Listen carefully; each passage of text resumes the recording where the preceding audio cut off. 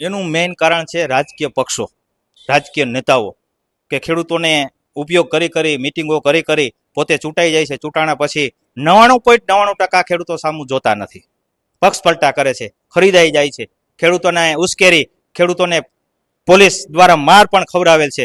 અને અમે જે અહીં ભેગા થયા છીએ એ આજના નહીં, આ દીપ પ્રાગટ્ય 4/4/2013 કાલાવડ તાલુકામાંથી શુભ શરૂઆત થઈ જાય, સૌરાષ્ટ્રના આંગણે ફરી દીપ પ્રાગટ્ય થયું છે. અને આ ગુજરાતના દરવાજા સુધી ખેડૂતો પહોંચવાના છે. પણ ગાંધી ચિંધ્યા રહે, અમે કોઈક જાતની અમારી ઉપર કલમ ન લાગે એવી રીતે અમે હાલવાના છીએ. અમને બધાનો સાથ છે. આ જો બેડી માર્કેટ યાર્ડમાં અમે મિટિંગ કરતા હોય તો બેડી માર્કેટ યાર્ડના સત્તાધીશોને ખૂબ ખૂબ અભિનંદન, એના ચેરમેન શ્રીને, એના પ્રમુખ શ્રીને ખૂબ ખૂબ અભિનંદન. કારણ કે અત્યારે ખેડૂતોને બહાર નીકળવાની ઉપરથી મનાઈશ.